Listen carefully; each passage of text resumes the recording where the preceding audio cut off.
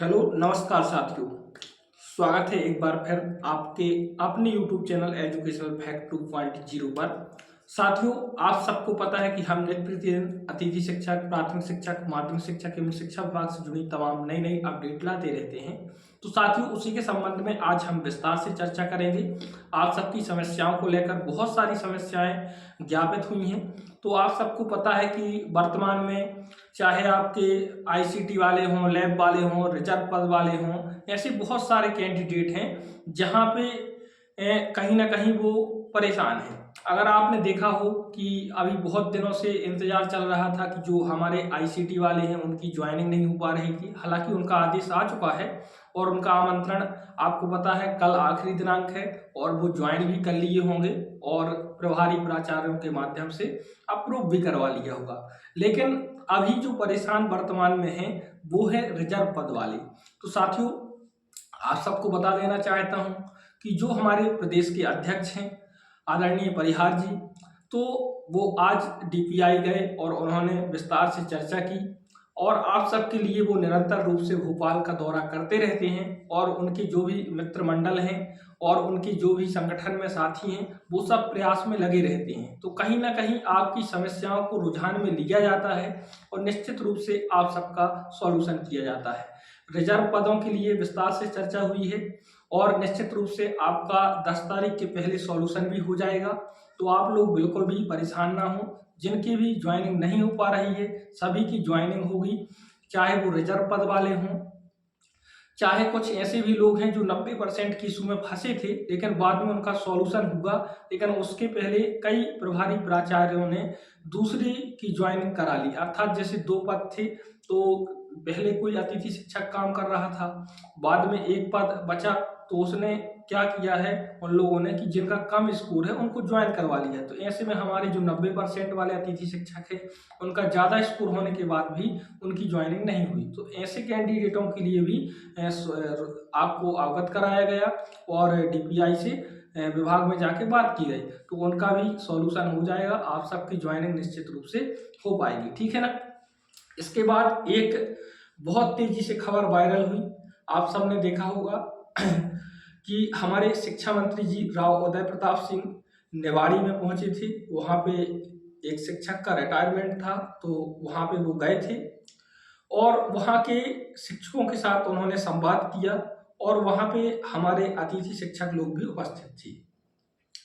तो वहाँ पे उनका घेराव किया और उनसे संवाद करने का प्रयास किया। तो हमारे शिक्षा मंत्री जी के जो बयान थे बड़े पॉजिटिव बयान थे और ये वास्तव में सत्य है, क्योंकि मैंने भी अपने एक मित्र जो निवाड़ी से बिलोंग करते हैं उनसे वार्ता हुई और विस्तार से मैंने भी चर्चा की। तो उन्होंने बताया कि जो ये मीडिया में खबर चल रही है ये 100% ऑथेंटिक है और हालांकि वेतन की जो बात कही जा रही है वो वेतन की बात हमारे जो मित्र मंडल थे उन्होंने नहीं कही थी। हालांकि शिक्षा मंत्री जी खुद अपने से वेतन बढ़ाने की बात कर रहे थे और उन्होंने कहा कि अब हम इतने निर्णय ले चुके हैं तो अतिथि शिक्षकों की वेतन मानदेय वृद्धि के लिए भी इतना करना चाहते हैं। अर्थात आपको बताया गया कि वर्ग 3 में 15,000, वर्ग 2 में देखा जाए तो 20,000 और वहीं वर्ग 1 में देखा जाए तो 25,000 की बात उन्होंने ये 100% बात कही है। और जब इतनी बात कही तो निश्चित रूप से वो आदेश भी करवाएंगे। इसके बाद हमारे जो साथी थे उन्होंने सीएल के आदेश के लिए भी चर्चा की। तो सीएल के आदेश के लिए हालांकि उनको दतिया निकलना था, इस वजह से चुनाव के परिणाम आने थे तो वो वहाँ निकल गए थे, इस वजह से आपका आदेश की वो वार्ता नहीं कर पाए होंगे। लेकिन आप उन्होंने कहा था कि मैं 1 से 2 दिन में आपके आदेश करवा दूंगा। तो आप इंतजार कर लें, आज 4 तारीख है, 5 या 6 तारीख तक आपके जो सीएल के आदेश है वो निश्चित रूप से देखने को आपको मिल जाएगा और आपको 10 अवकाश की पात्रता होगी। साथ में ये भी अभी प्रयास बाकी है कि जो हमारी महिला अतिथि शिक्षक हैं उनके लिए प्रसूति अवकाश की अति आवश्यकता है, इस वजह से उनके लिए भी प्रयास किया जा रहा है। तो कम से कम उनको भी प्रसूति अवकाश मिले ताकि वो अपना सेवा में बनी रहें और उनको उस समय कठिनाइयों का सामना ना करना पड़े। तो इस प्रकार से उनके लिए भी वार्ता की गई है। साथ में मानदेय में वृद्धि निश्चित रूप से होगी और आपके स्थायीकरण के लिए मेन मुद्दा था जो चर्चा की गई वहाँ पे निवाड़ी जिला में, तो स्थायीकरण के लिए उन्होंने भी कहा है, लेकिन पूर्णतः स्थायी नहीं होगा, क्योंकि उन्होंने 12 माह की सेवा काल के लिए बोला है कि आप 2 माह जो वंचित रहते हैं, आपको बेरोजगार होना पड़ता है, तो उसके लिए कहा कि मैं आपको 12 माह का सेवा काल कर दूंगा, तो आपको 2 माह की भी वेतन प्राप्त होगी।